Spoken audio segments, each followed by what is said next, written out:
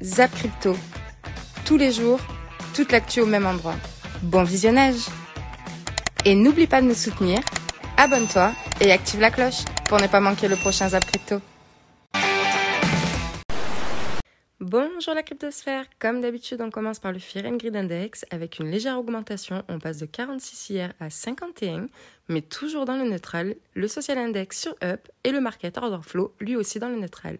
Je vous souhaite une bonne vidéo, c'était Zap Crypto. Est-ce que le sentiment a déjà switch full haussier? Je ne pense pas. Quand on regarde un petit peu Founding Open Interest, on voit que c'est fébrile à la hausse, que les prises de profit sont prises rapidement et que quand le marché se stabilise, les gens ont quand même envie de shorter ce marché. Donc, ce qui donne un avantage haussier. Donc, tendance haussière court terme, enfin court terme, ça fait un petit mois. Donc, plus haut sommet, plus haut creux. Hein. Et pour moi, on arrive déjà, comme je vous avais dit, dans une zone de prise de profit précoce. Et ça explique un petit peu cette zone de range qui est en train de se développer. Alors, est-ce qu'on va partir direct et s'envoler? Personnellement, je pense à plus de range, plus de fake-out. Et je ne pense pas que le Bitcoin soit une menace pour le moment. En termes de momentum, on est toujours haussier, bien style, toujours bullish. Donc techniquement, momentum toujours haussier ici. Ça veut pas dire qu'on peut pas se retourner, ça veut juste dire qu'à l'instant T, on a toujours des signes de momentum encourageants. Binance Smart Chain qui a annoncé qu'ils allaient se renommer et on n'allait plus parler de Binance ni dans le nom du token. Donc là, le token Binance Coin, il s'appelle Binance Coin, c'est le token BNB. On va plus parler de Binance Coin, on va parler de Build, for Builders. Je retrouve le nom pour pas dire de bêtises, mais ils vont vraiment tout changer. Build and Build, pardon. Build and Build, ça va être le nouveau nom du BNB. Donc voilà, on parle plus vraiment de Binance du tout. La blockchain en question, ça va plus être la Binance Smart Chain, ça va être la BNB Smart Chain. Donc là où on réalise, là où il y a les smart contracts, etc. On parlera maintenant de BNB Smart Chain. Donc ce qui est bien, c'est que ça va pas changer de nom. On va toujours parler de la BSC. La Binance Smart Chain, elle était souvent juste appelée la BSC, donc ça va rester la BSC. Et il y avait la Binance Chain aussi qui était utilisée pour faire tout ce qui est stacking BNB. Elle va être renommée en BNB Beacon Chain, donc en référence à la chaîne Ethereum, la Beacon Chain actuelle où on peut faire du stacking sur Ethereum. Au sein de ce réseau, un certain nombre d'acteurs, appelés des mineurs, utilisent la puissance de calcul de leur machine afin de valider les transactions effectuées par le réseau et reçoivent en échange une rémunération en Bitcoin. Tout cela forme un tout harmonique qui permet à Bitcoin d'exister depuis quasiment 12 ans. Cependant, ce qui sécurise Bitcoin, ce n'est pas la cryptographie, la chaîne de blocs, le logiciel libre, la décentralisation ou la puissance de calcul. Ce qui sécurise Bitcoin, c'est l'action combinée d'individus, de gens qui prennent des décisions et qui s'exposent à des risques personnels. Bitcoin est en effet un système économique et, en tant que tel, base sa sécurité sur le comportement intéressé des êtres humains. Clairement, il vaut mieux avoir un biais bullish, mais garder un œil sur le S&P 500. S'il passe en mode vomito, c'est-à-dire si à 15 heures là, ça commence à faiblir, voire à accélérer à la baisse, pour une raison quelconque, peut-être même bidon, hein. Ou si dans la semaine ça commence à arriver en mode gros dégueulis vers le bas, on dit mais putain qu'est-ce qui nous arrive? Dans ce cas-là, c'est pas la peine de se battre parce que déjà on a pas mal de liquidations qui nous attendent dans les 40 000 et quelques, 41 000. Et ça peut mécher méchamment. Ça invaliderait pas forcément le côté haussier, mais clairement ça mettrait un petit peu de retard dans le projet Up Only. Donc déjà on commence avec le Canada, le PM Canada qui invoque une loi d'exception qui permet de geler les comptes des manifestants sans décision d'un juge. C'est incroyable à quel point là on arrive au fait que l'État puisse contrôler de plus en plus de choses au niveau de qu'est-ce qu'on peut faire, qu'est-ce qu'on peut pas faire. On l'a déjà très bien en Chine où la Chine contrôle beaucoup de choses et c'est pour ça qu'ils ont créé aussi leur yuan numérique pour pouvoir contrôler encore mieux les dépenses des personnes et enlever tout ce qui est cash, etc. Et là au niveau du Canada, du coup ce qui est en train de se faire, alors pas au niveau du coup du MNBC, mais pour pouvoir geler les comptes bancaires des personnes. Et ça c'est grave parce que pouvoir gérer l'argent des citoyens juste parce qu'ils font des manifestations sur, alors je sais pas ce que c'est, mais par exemple que ce soit sur le vaccin, que ce soit sur un président ou sur un problème de société, et ben c'est grave parce que du coup on enlève tout ce qui est démocratique. Donc un gros problème de ce côté-là au niveau du Canada. J'espère que ça ne fera pas en France un jour ou l'autre. qui serait bon signe, c'est aujourd'hui de faire un nouveau sommet, donc d'aller au-dessus des 40 700 pour continuer d'aller un petit peu plus haut. On n'oublie pas bien évidemment la grosse résistance identifiée en 4 heures des 44 900 $, hein, juste ici. On voit encore le prix qui a été rejeté à l'approche de celle-ci.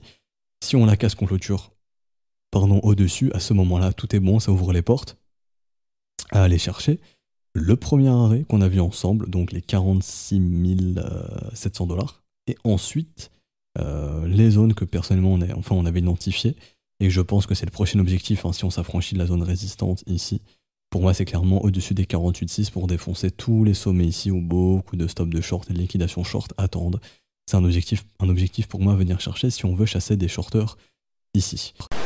Bitcoin a changé depuis ses débuts et n'est plus le même qu'en 2011. Le principal changement n'est pas une modification du protocole en soi, mais un changement de vision. Les visions d'une monnaie d'échange et d'un moyen de transfert anonyme qui étaient prédominantes au début de Bitcoin se sont estompées au profit de la vision d'un or numérique qui servirait de réserve de valeur. Même si les premières visions subsistent au travers du projet Lightning et des logiciels dédiés à la confidentialité comme Wasabi, Samurai ou JoinMarket, elles sont devenues néanmoins minoritaires dans la communauté de Bitcoin. En effet, les gens s'enthousiasment plus aujourd'hui pour les investissements de grandes entreprises comme MicroStrategy et Square ou pour l'intégration 100% custodiale du Bitcoin dans PayPal que pour l'échange commercial ou pour l'usage réalisé sur le dark web. Ce changement de narration s'est accompagné d'un maintien conservateur du protocole, notamment par le biais d'une restriction de sa capacité transactionnelle. Cette restriction a pour effet de préserver la décentralisation du minage, donc la sécurité de la chaîne. Pendant qu'on reste dans ce petit range qui fait rien, ou dans la partie haute de ce range, c'est ok de trade des alts. Je parle pas de hold des alts. Ce matin, j'ai vu des gens qui disaient « Alt saison !» Ok, des gens aussi que je respecte, qui sont là depuis plusieurs cycles. Mais c'est quoi ce bordel? Ça fait tellement 2019. Oui, véridique. J'ai eu une alerte ce matin sur mon Telegram. Est-ce que vous êtes prêts pour la halte saison? Ça me rappelle tellement 2019 quand les mecs ils collaient la halte saison à toutes les bougies vertes et qui n'allait pas arriver avant 2020. Et au passage, du coup, on a eu aussi Nayib Bukele qui nous a fait un tweet qui a fait 45 000 likes, c'est assez énorme. Et donc, il parle en fait de ça. Et il dit ce sont ces gens qui aiment donner des leçons à d'autres pays sur la démocratie, à la liberté, point d'exclamation. Et après, il se dit point d'interrogation, c'est l'un des pays les plus classés, les mieux classés au niveau de l'indice de la démocratie. Et votre crédibilité sur ces sujets vaut désormais 0. Il n'a pas tort parce qu'au final, le Canada, c'est quand même assez démocratique. Et le fait qu'on ait ça qui soit en place, c'est quand même assez fou. Et du coup, pour Nayib Bukele, lui, c'est bon, quoi. Quand on est ce genre de gouvernement, pour lui, c'est bon de pouvoir rebondir dessus et dire regardez, ils sont pas démocratiques, moi je le suis parce que j'accepte Bitcoin. Donc encore une fois, c'est à nuancer, mais c'est vrai que là, pour le coup, je trouve qu'il a plutôt raison. Comme toujours, le plus important, c'est de venir péter le sommet précédent. Si on le fait, ça éradique les chances d'avoir un M-top ici, et donc ça confirmera bien la dynamique haussière, et aussi ça pourra valider l'épaule tête épaule inversée, qui est une pattern plutôt bullish. Ensuite, on continue avec Nicolas Chéron, très intéressant. Bitcoin et Nasdaq, on a une corrélation assez forte. Le Nasdaq qui monte en septembre, regardez ça. On a le Bitcoin qui monte aussi. Ensuite, qu'est-ce qui se passe? Le Nasdaq qui stabilise, le BTC se synchronise et stabilise aussi. Le Nasdaq qui chute en janvier, le Bitcoin, pareil, se fait exploser. Et là, du coup, c'est exactement pareil. Le Nasdaq se stabilise, le Bitcoin se resynchronise, resynchronise. Et du coup, il dit conclusion, le Bitcoin et un Nasdaq en levier. Je suis d'accord avec tout ça, mais là, par contre, je suis pas d'accord. Alors pour moi, le Bitcoin, on ne peut pas le comparer au Nasdaq levier. Sur Ethereum, donc effectivement, ligne de tendance baissière que vous voyez ici.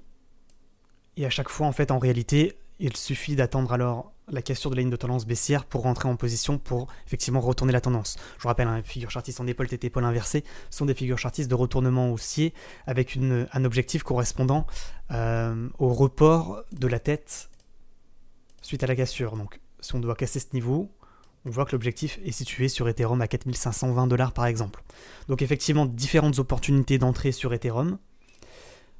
Pour ceux qui pensent qu'effectivement on va confirmer la cassure de ligne de coup de l'épaule tête épaule inversée, située, je le répète, à 3260 $ environ. Pour les plus patients, on attendra les 3400 $. Je pense peut-être qu'il serait même plus prudent d'attendre les 3400 $. Ensuite, on passe sur la suite au niveau des actus avec DBS Bank qui veut simplifier l'accès aux crypto-monnaies pour les particuliers d'ici la fin de l'année. Alors on ne connaît pas forcément cette banque, mais c'est une grosse banque d'Asie du Sud-Est, donc très intéressant. On va connaître ce genre de banque qui s'intéresse aux cryptos. Et là, c'est toujours la même chose. Personne ne veut être le premier, mais personne ne veut être le dernier non plus. Donc quand vous allez avoir ce genre de grosse banque qui va rentrer sur les cryptos, enfin qui va proposer le moyen d'investissement dans les cryptos à leurs clients, et bien après on risque d'avoir d'autres banques après qui vont tout simplement suivre. La SEC, l'autorité des marchés financiers aux US, qui est en train d'enquêter. Ils sont en train d'enquêter sur Binance, sur la filiale de Binance aux États-Unis, donc Binance US. Pourquoi ils sont en train d'enquêter? Parce qu'ils ont un doute en fait sur quelque chose qui est en train de se passer sur Binance qui concerne en fait des filiales de Binance, des deux sociétés qui seraient des filiales de Binance, Sigma Chain et Meritpeak.